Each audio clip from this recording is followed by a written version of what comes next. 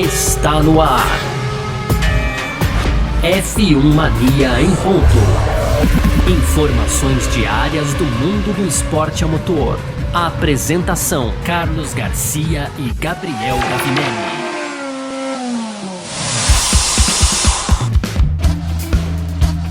É isso, valeu demais pela sua presença, valeu você que tá junto com a gente por aqui, tá no ar mais uma edição do nosso podcast F1 Mania em ponto, sempre por aqui de segunda a sexta-feira trazendo um pouco do que tá rolando aí no mundo do esporte motor, aquele resumo bem legal que a gente faz, aquele bate-papo bem legal que a gente sempre faz com você por aqui.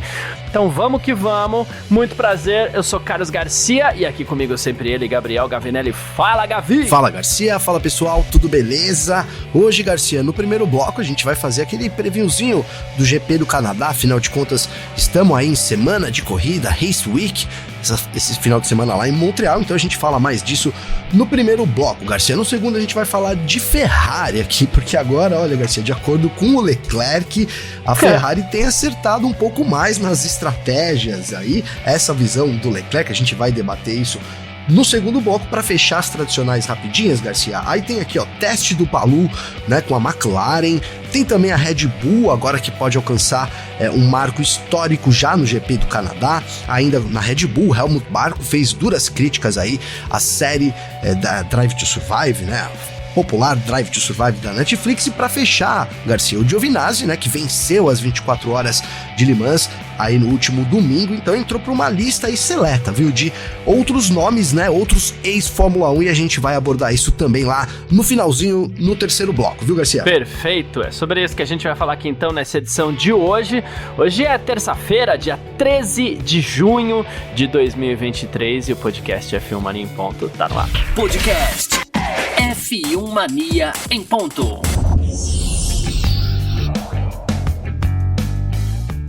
Primeiro bloco, então, do nosso F1 Mania em ponto por aqui nessa terça-feira, né? E como o Gavi lembrou aí, Race Week, tem corrida essa semana, tem Grande Prêmio do Canadá, que é uma das... Eu não quero ficar falando que é uma das minhas etapas preferidas, porque toda vez que a gente tá falando isso, tá dando ruim, né? Tá dando ruim, é verdade, é verdade.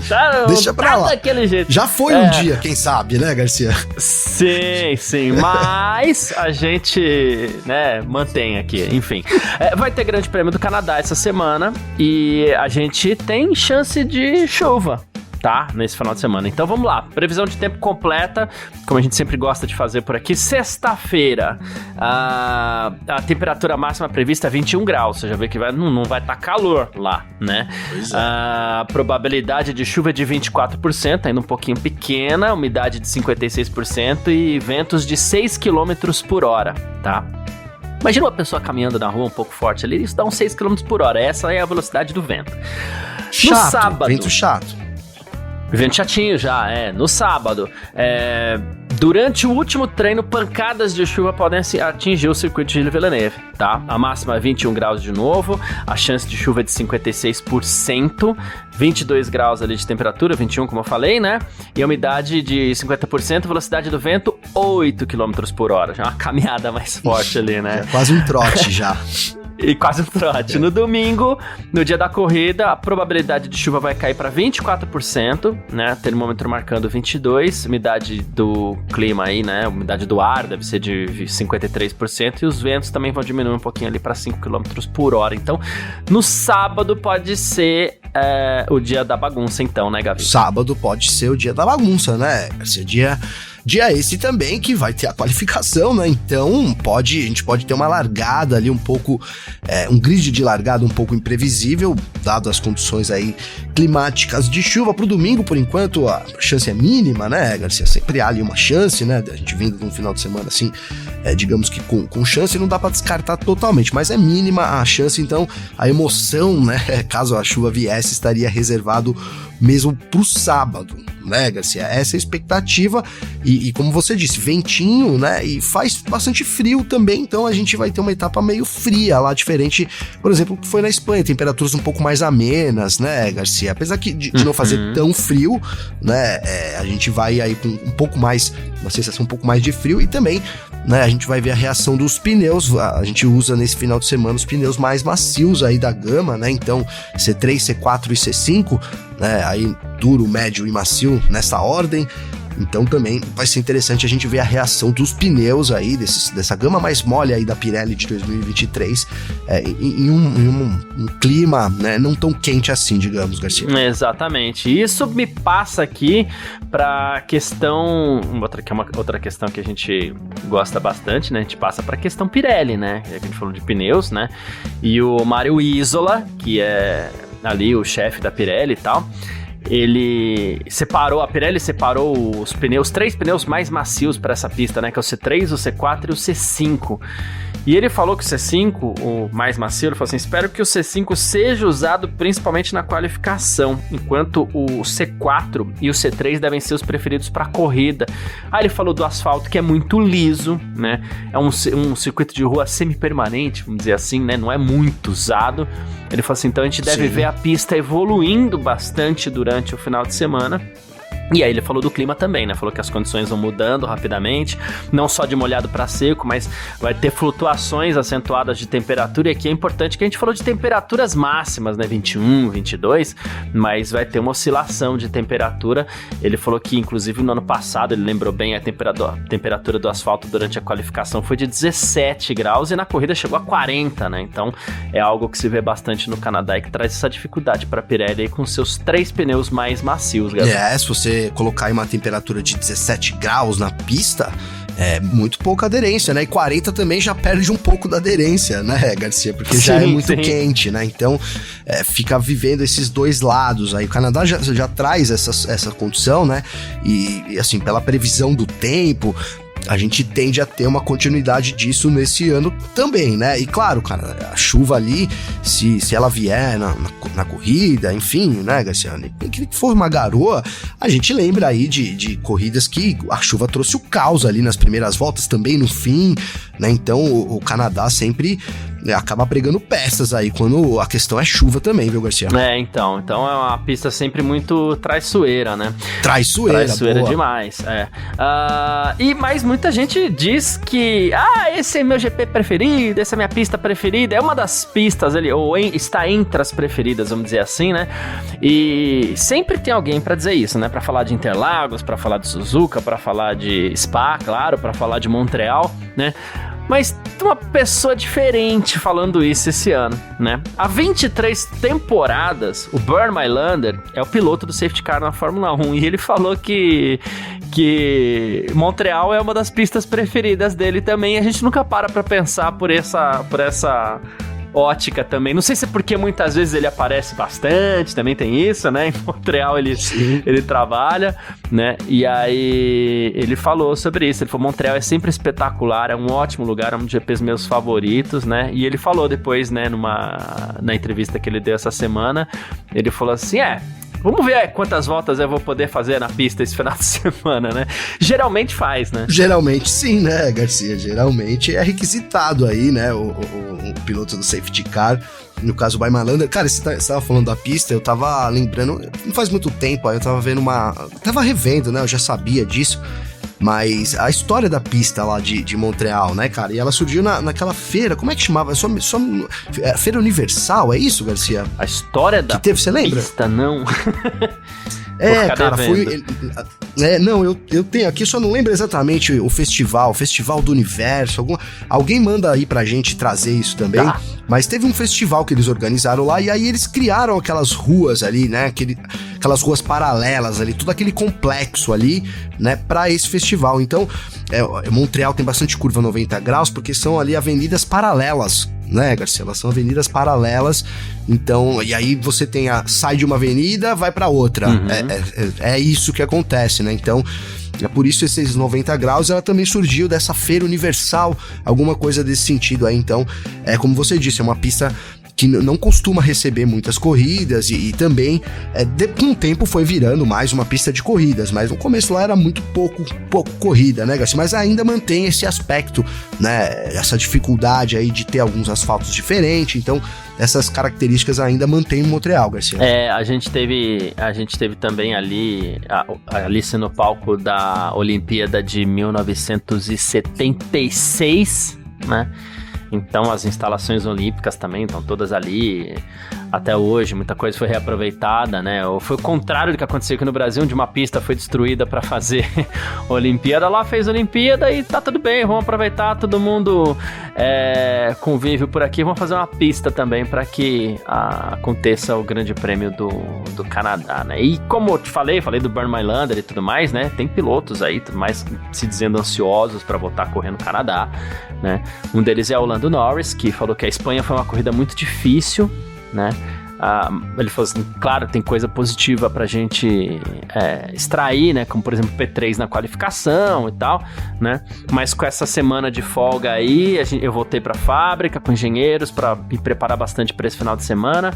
E ele falou, o circuito de Gilles Villeneuve pode ser desafiador com as suas chicanes ali, é muita frenagem, inclusive esse é um dos problemas que os pilotos sempre enfrentam ali, né? Desgaste forte dos freios, né? Que muitas vezes tem uma adaptação para uma maior entrada de ar e tal. Aí ele falou, perdão. Ele falou, mas também costuma ser muito divertido, tô animado para esse final de semana, espero que a gente consiga marcar alguns pontos aí, disse o Lando Norris.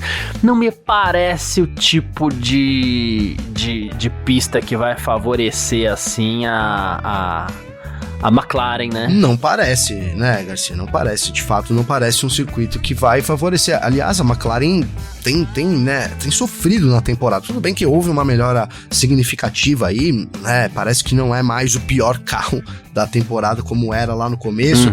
Tá deixando isso um pouco pra Williams, né? Enfim, infelizmente. Mas, falando da McLaren... Cara, difícil, né? Eu acho que a McLaren tem uma dupla de pilotos, a gente às vezes pega aqui, né, dá uma puxada de orelha pra lá e pra cá, mas eu gosto da dupla de pilotos da McLaren, Garcia, né? O Piastri, ele tá num ano de estreia, então tá pegando uma bucha daquelas, né, na verdade, mas não tem comprometido o trabalho, e o Lando Norris, cara, também perdeu aquele brilho, aquela graça toda, até porque acho meio normal isso, né, já tá ali, precisa agora continuar mostrando resultados, tem uma situação delicada com relação ao futuro dele, é uma jovem, né, vai deixando de ser tanto uma jovem promessa, né, era pra ser uma grande promessa, e aí vamos ver se ela vai se cumprir ou não. Então, eu gosto da dupla da McLaren, eu acho que ela tem extraído aí, tem conseguido bons resultados, apesar dos pesares, e a gente vê também um trabalho nos bastidores da McLaren muito, muito sério, né, Garcia, do Zac Brown ali, cara. Eu acho que é importante a gente destacar isso também, né, porque a McLaren passa por grande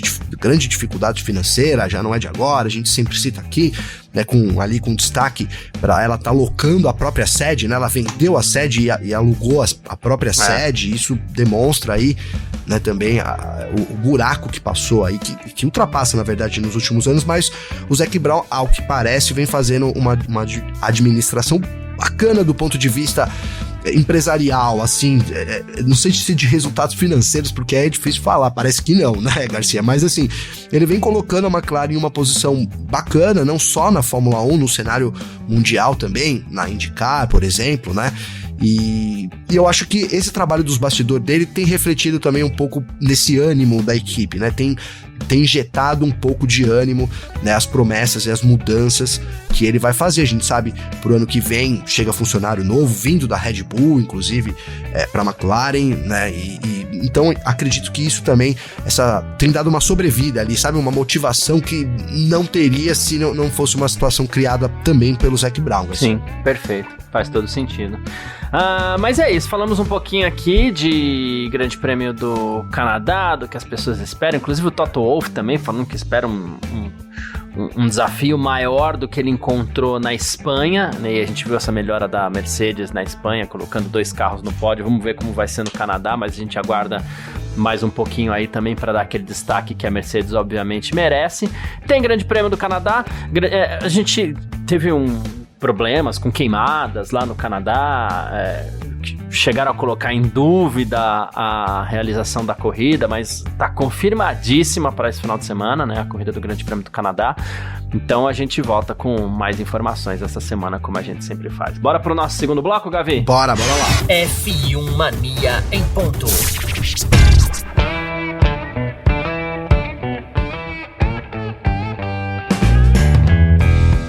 Segundo bloco do nosso F1 Mania em Ponto, por aqui nessa terça-feira, dia 13 de junho. Gavi, bora falar mais um pouquinho aqui então da Ferrari, bora falar de Charles Leclerc e das estratégias da Ferrari, né?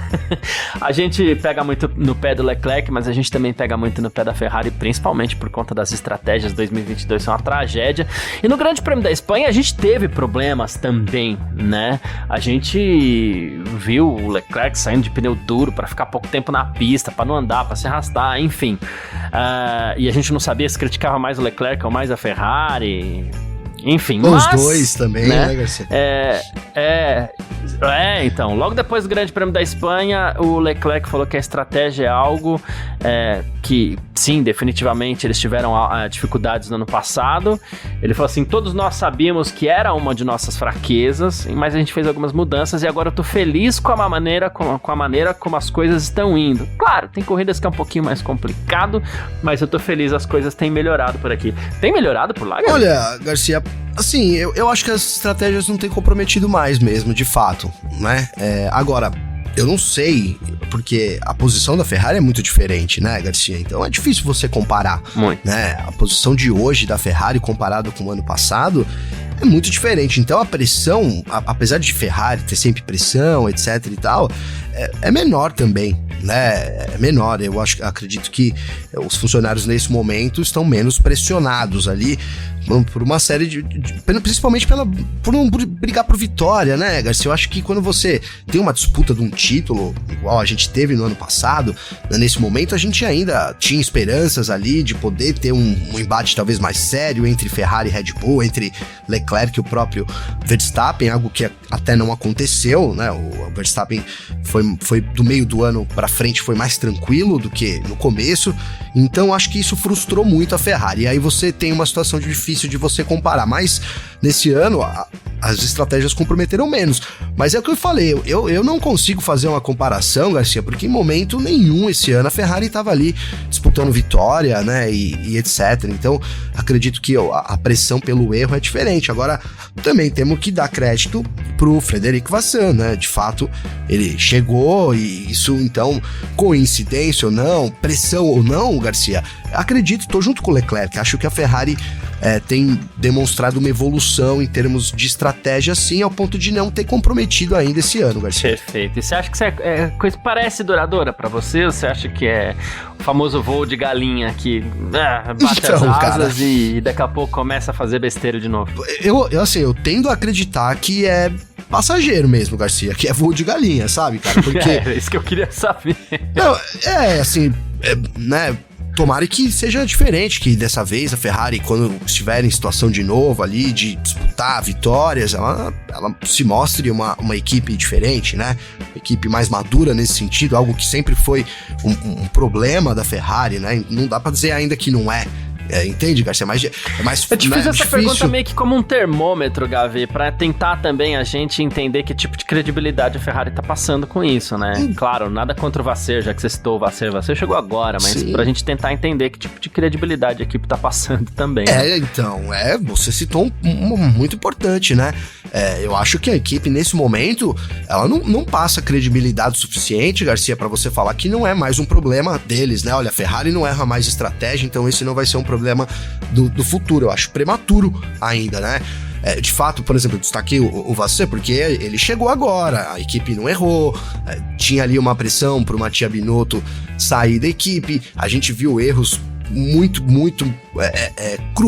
cruéis até foram, né, Garcia, em certo momento ali, com o próprio Leclerc no ano passado, erros de estratégia assim, de não conseguir reagir rapidamente da pista, mas erros de estratégia assim, vamos colocar de longo prazo também, como foi deixar o Sainz vencer na Inglaterra, cara, né, que a gente, aquilo ali também é uma estratégia, né, Garcia, quando você tem qualquer tipo de campanha, né, você tem uma estratégia global, então se a estratégia global é favorecer um X, né, o objetivo é tal, quando você fala em estratégia, você sempre recorre para aquele objetivo master, né, Garcia? Olha, e aquele momento parece que ficou meio jogado ali, né? parece que tava rolando uma quebra na Ferrari. Foi isso que ficou parecendo, e a gente falou o quanto o Leclerc sofreu com isso também, né? Tiramos até um pouco das costas dele ali o peso disso, justamente por essa decisão aí, na minha visão, muito equivocada da Ferrari, pensando no objetivo master delas. Então, assim, é isso, difícil a gente cravar que não seja um problema. Agora, nesse momento, não afeta, né? Nesse momento não dá pra dizer, olha, a estratégia da Ferrari tem sido, né, responsável pela essa posição na tabela, né? Parece o conjunto da obra ali, né? Os pilotos não têm entregado muito, mas também tem um equipamento muito inferior nesse momento, Garcia. A realidade da Ferrari é essa. Agora, se isso, né, finalizando, mas se isso vai voltar a ser ou não um problema, se a gente recorrer historicamente, vai voltar a ser um problema. Agora, a equipe tem que amadurecer, né? Então, o que a gente espera é que o Vasser tenha resolvido isso. Veremos se a Ferrari vai conseguir desafiar Red Bull, vai desafiar os pódios de novo, né? Pra gente começar.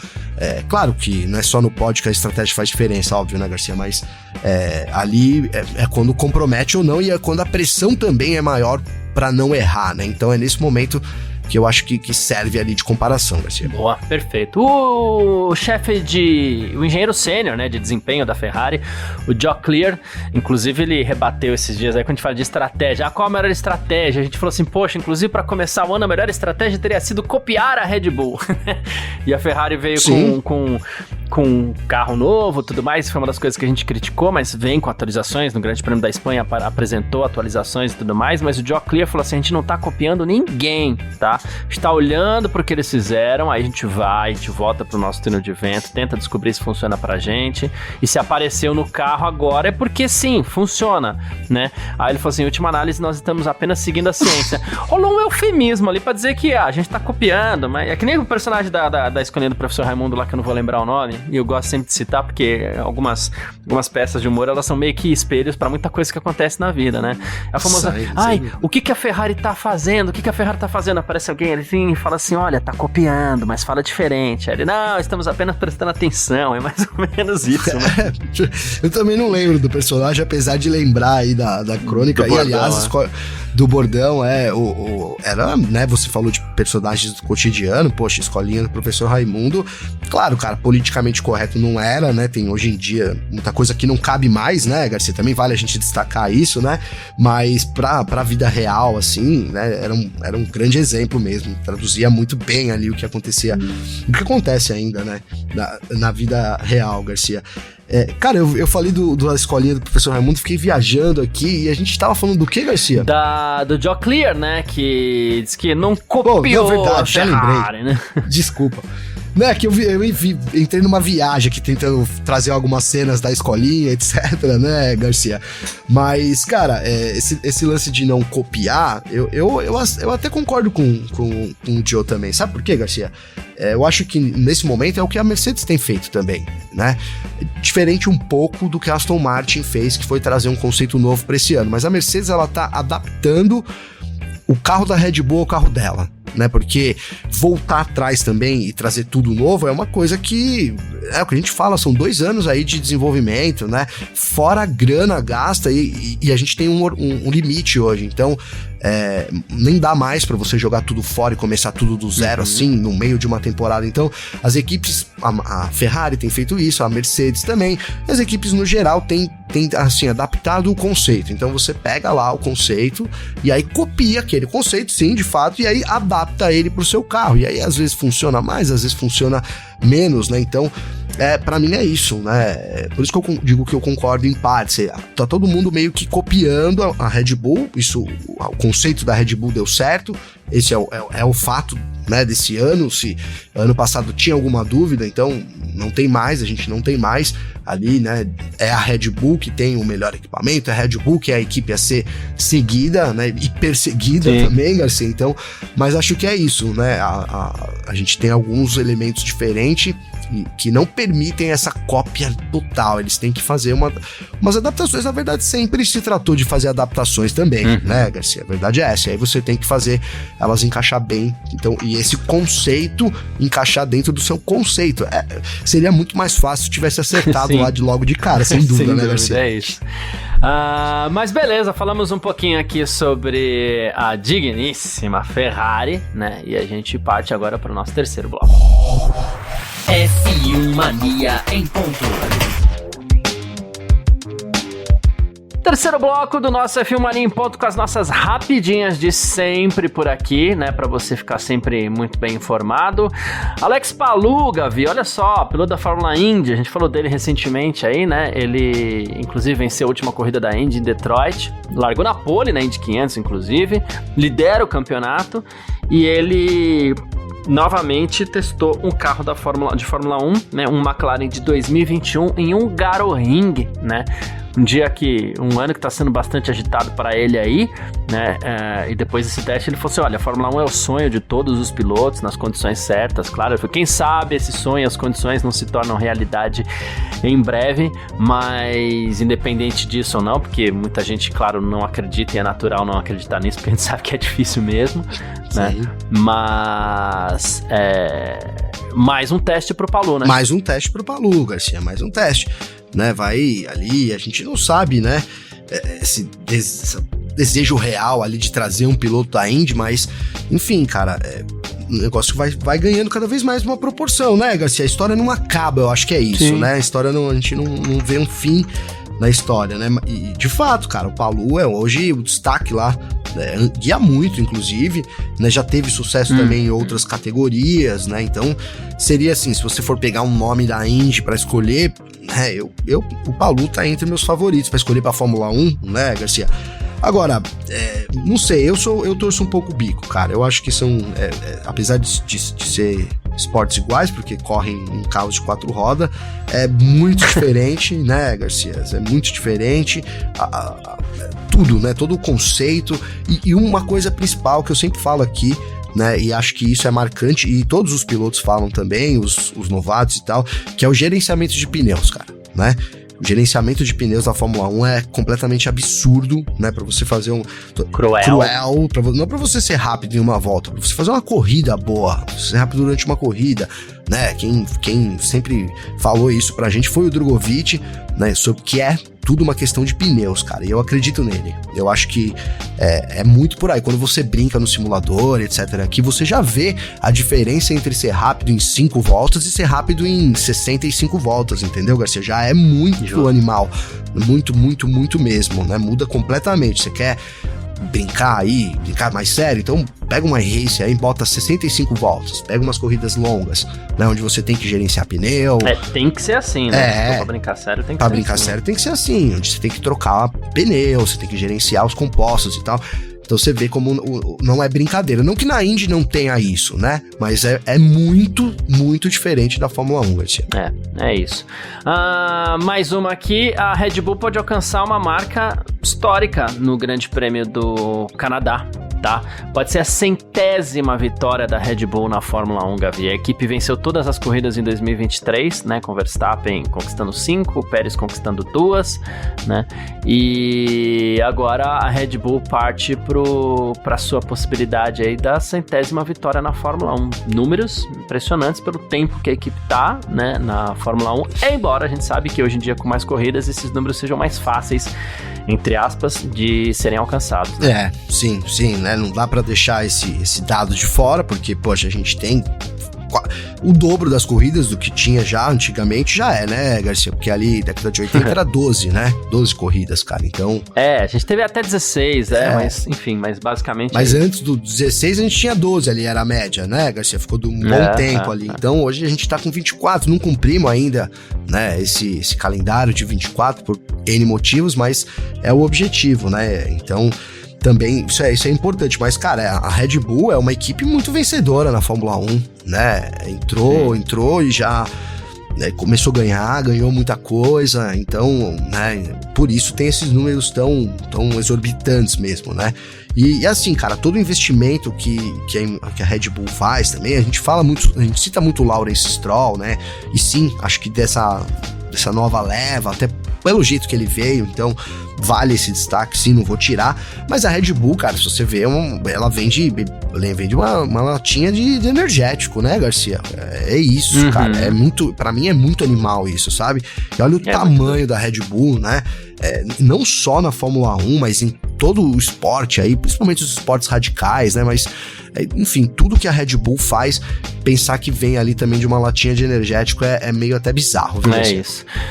E já que estamos falando de Red Bull, Gavi, o Helmut Marko fez críticas à série Drive to Survive da Netflix. Entrar na fila aí, senhor Helmut, se bem que, né, talvez você já consiga um lugar prioritário ali, mas enfim, ele falou assim, olha, alguns podem conhecer a série da Netflix, mas ela não tem nada a ver com a realidade, né?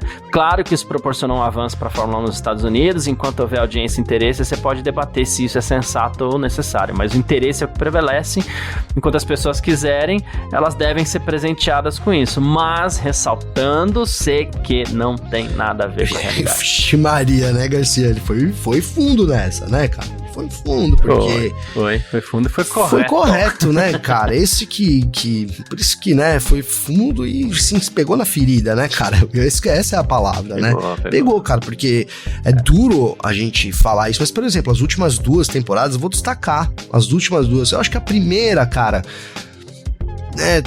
dá pra você justificar, sabe, Garcia? A primeira, a segunda ali, a primeira principalmente. A primeira eu gostei muito, cara. Achei que, né, trouxe uma dramaticidade ali que, pô, tudo bem, é justificável, etc e tal. Agora, na terceira eu acho que foi ali, atingiu o máximo ali, né, do que o Marco falou, cara. A dramaticidade, pra mim, tudo bem. O problema é inventar coisa. Tirar do contexto. Tirar coisa do contexto. Você botar uma música lá tensa, né? Porque isso muda muito, né? Esses dias eu tava brincando aqui com a minha filha, ela cortou o cabelo, Garcia, ela ficou com uma franjinha assim, cara.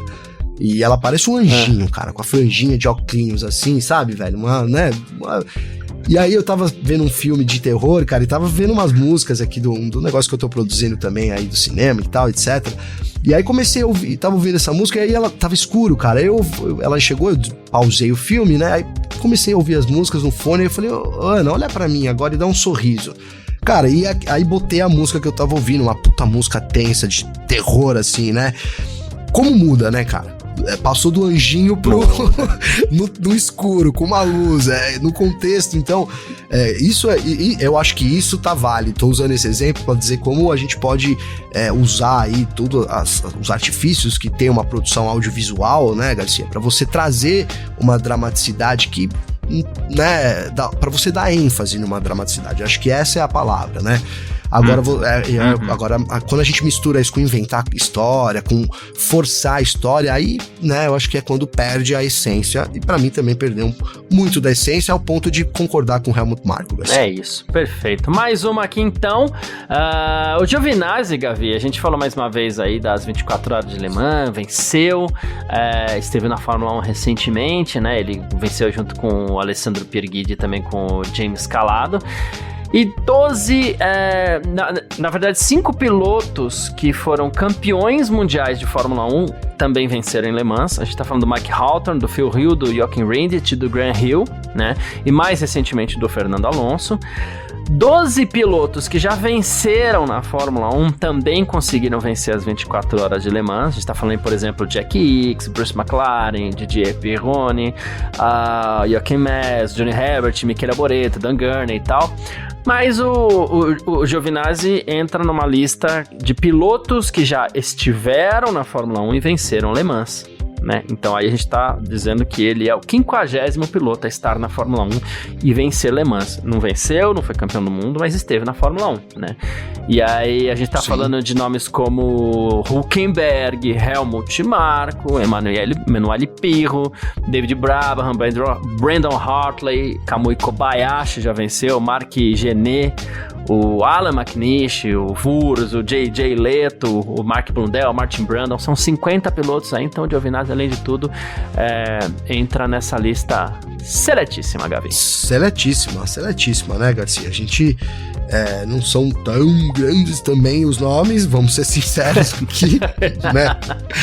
Né, Garcia? Quem que você destaca aí de todo mundo que você citou aí?